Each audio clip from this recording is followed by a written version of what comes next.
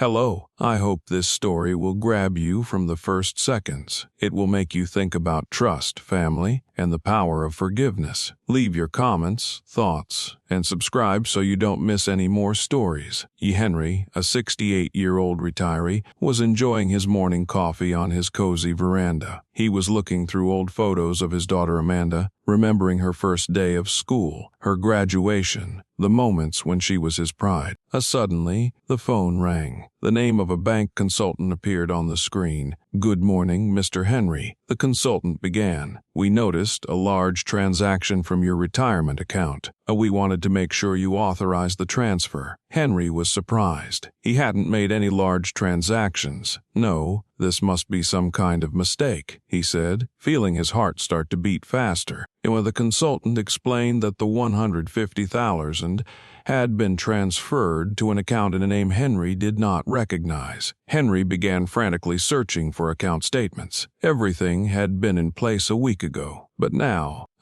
his savings were gone. It must be some kind of mistake, he kept telling himself, but in his heart he already knew the situation was serious. He called Amanda, his only daughter. "Hi, Dad," she answered cheerfully, but her voice was calm. But Henry noticed something unusual. "Amanda, do you know anything about my account? All the money is gone," he asked. "Money?" Her voice trembled slightly. "No, Dad, I don't know anything." But something in her tone made Henry doubt it. Henry decided to check his banking on his laptop. His fingers trembled as he entered his password. The name listed on the transaction list was Amanda Gray. His heart sank. It couldn't be true. How could it be? "Why?" Henry said aloud, but there were no answers. The memories of all the years he had worked, saving every cent to ensure his retirement, flashed before his eyes. "This is not just money.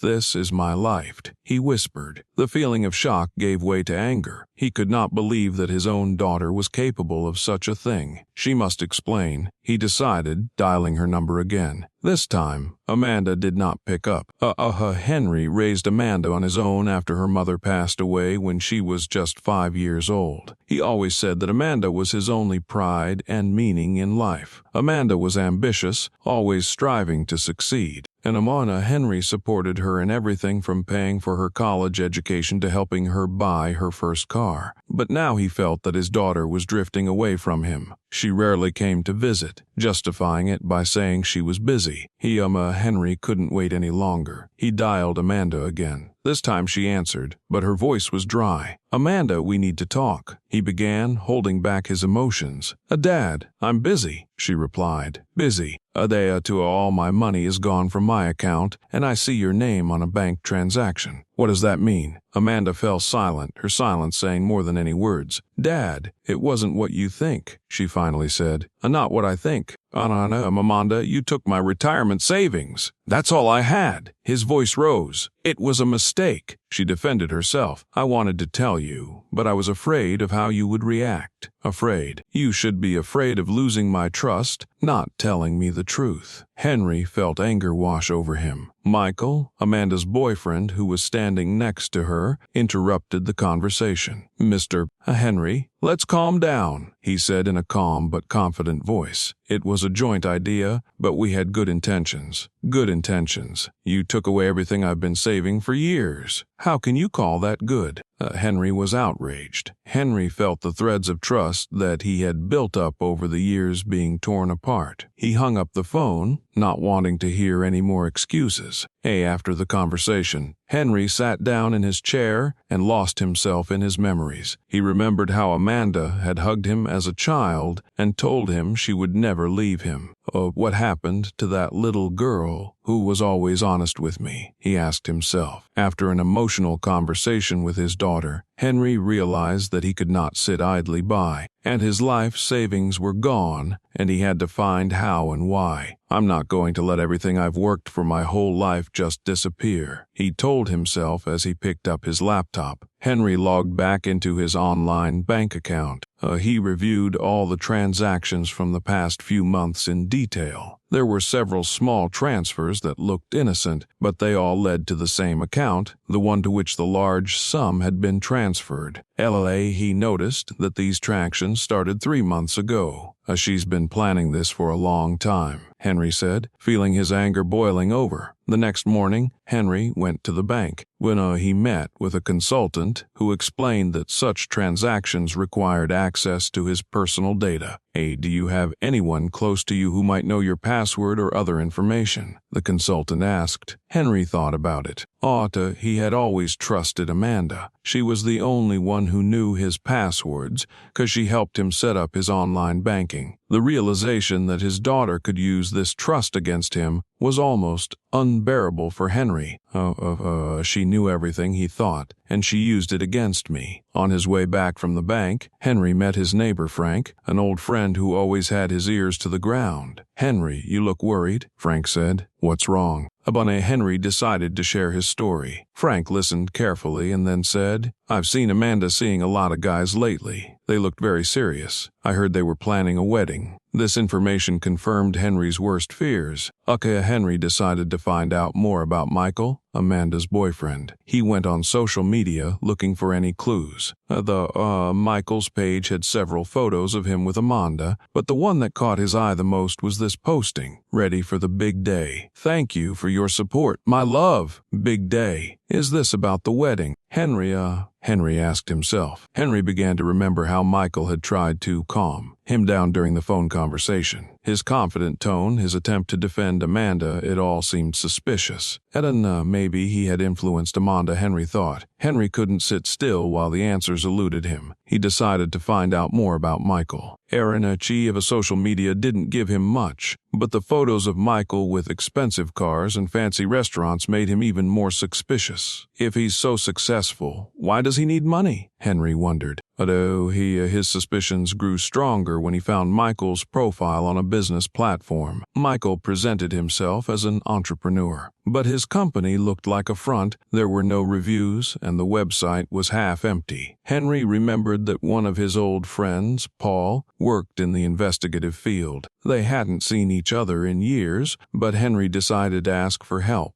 "Paul, I need your advice," Henry said when he met him in a cafe. Paul listened carefully to Henry's story and agreed to help. "I'll find out what I can about this Michael," he promised. A few days later, Paul called Henry. "Your Michael isn't who he says he is," he said. "His business is a scam, and he's already changed his company name several times, and he's suspected of using other people's money to enrich himself." This news was a blow to Henry. Henry couldn't keep quiet any longer. He decided to talk to Amanda again. "No, Amanda, I know Michael is using you," he said during their meeting. Amanda looked confused. "Dad, you don't understand. Michael loves me, and he's not like you think he is," she protested. "Are you sure about that? Have you checked his background? Do you know that his company is a sham?" Henry asked. Amanda refused to believe him, but Henry could see the doubt in her eyes. Suddenly, Michael joined the conversation. He was confident and calm. Mr. Henry, I understand that you want to protect your daughter, but your accusations are baseless," he said. Henry stopped, looking directly into Michael's eyes. "If you're innocent, prove it.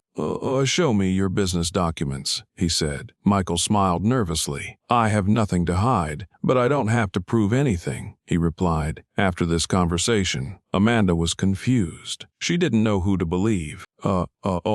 Dad, why can't you just accept that I'm happy?" she said with tears in her eyes. Because your happiness is ruining my life," Henry replied. Will Amanda realize that Michael is manipulating her? What will Henry do to protect himself and his daughter? Amanda arrived at Henry's house full of anxiety and tension. She knew this meeting would not be easy. Henry was waiting for her in the living room, sitting in his old armchair with his arms crossed. "Amanda, sit down," he said. She hesitantly sat down on the couch. Her eyes were full of mixed emotions, guilt, fear, and hope that she could explain her actions. Dad, I know you're angry, but I have to tell you something," she began. Amanda tried to explain that the money was for the wedding she was planning with Michael. "Dad, I knew you would never approve of my decision, but I really love Michael. I wanted to make our wedding special," she said, looking him straight in the eye. Henry raised his eyebrows. "Special? At the expense of my life? Amanda, it was my entire life savings." His voice became sharp.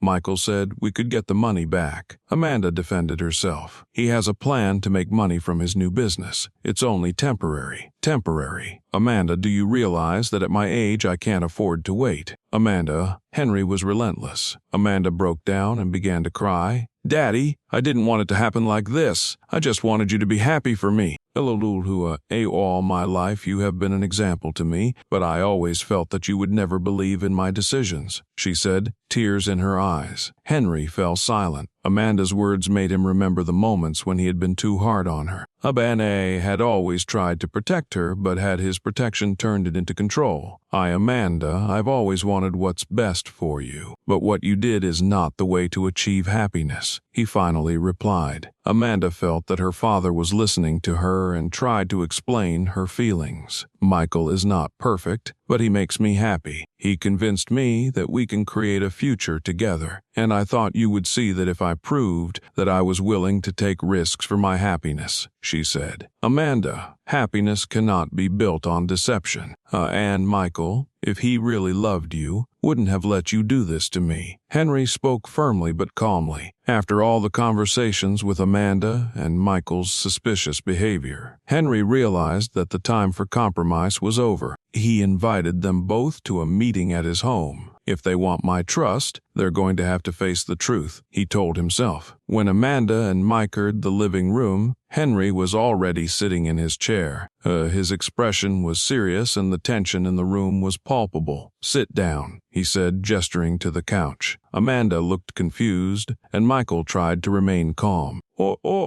I found out everything about your business, Michael, Henry began, not hiding his anger. You use other people's money to enrich yourself, and you've convinced my daughter to help you do it. Then Michael was silent for a moment, but then began to defend himself. It's not as it seems, Mr. Henry. Everything I do is for Amanda and me. We want to build a future, he said. Dad, listen to us.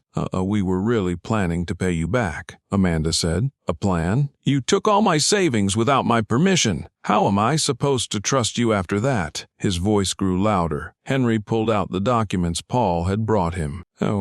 This is proof that your business is a fraud, Michael. You've been changing company names, avoiding taxes, and leaving people in debt. And now you've dragged my daughter into it, Henry said, showing the papers. Michael looked nervously at Amanda, who looked stunned. Michael, is this true? You lied to me, she asked with tears in her eyes. Amanda, it was only temporary. And I wanted us to have everything we dreamed of. Michael tried to justify himself, but his words no longer mattered. Amanda realized that she had trusted the wrong man. Emma, you both have to give me my money back, Henry said, addressing Michael. If you don't, I'm going to the police. Michael looked scared, but tried to hide it. But we'll find a way, he muttered. Amon got up from the couch and walked over to Henry. Dad, I was blind. I trusted the wrong person, and now I see it, she said in tears. I'll help you get your money back, I promise. After the tense conversation, Henry was left alone in his chair. He looked out the window, remembering the past years when Amanda was a little girl who trusted him with everything. Now everything had changed. How can I forgive her and move on with my life? He thought. Henry knew that money was only part of the problem. What hurt him the most was that his daughter had cheated and didn't even think about the consequences. The next day, Henry met with Paul. He needed some advice.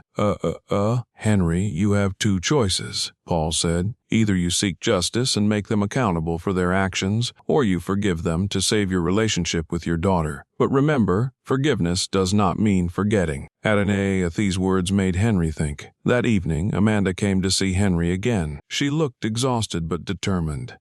Dad, I don't know if you can forgive me, but I want to try to make up for my mistakes, she said. She said that she had ended her relationship with Michael and had contacted a lawyer to begin the process of getting her money back. I don't know if it will be done quickly, but I'm willing to work on it for the rest of my life if I have to, Amanda said. Henry was silent as he listened to her words. He could see the sincerity in her eyes, but the wound was still too fresh. "Amanda, I loved you more than anything, but what you did broke me. How can I ever trust you again?" he said. Amanda could not hold back her tears. "And I know I broke your trust, Dad, but give me a chance to prove that I've changed," she asked. After a long pause, Henry finally answered, "Amanda, I will forgive you, but you must realize that it will be a long road. A trust is hard to rebuild," he said. Amanda nodded. "I'll do whatever it takes, Dad. I just want you to know how much I love you," she said. Henry felt that he had made the right choice. He could not lose his daughter forever. Even a few weeks passed after Henry's last conversation with Amanda. She came to visit him regularly, helped with the housekeeping, and even started working at a local cafe to earn money to pay off the debt. Henry watched her with cautious optimism. She's trying, but will she have the strength to prove her sincerity? He asked himself. Amanda never spoke to Michael again. Their relationship ended as soon as the truth about his fraud became apparent. "I can't trust a man who convinced me to deceive my own father," she once told Henry. And these words softened his heart a little, but the pain still remained. One day Amanda brought a check. "Dad, this is the down payment. It's only a small part of what I owe you, but I want you to know that I'm serious about making it right," she said. Henry accepted the check but couldn't hide his emotions. "Amanda, money is not the most important thing. It's your actions that matter," he said. In the evening, Henry sat in his chair and thought about what had happened. "She is my daughter. She made a mistake, but will I ever be able to trust her again the way I used to?" he thought.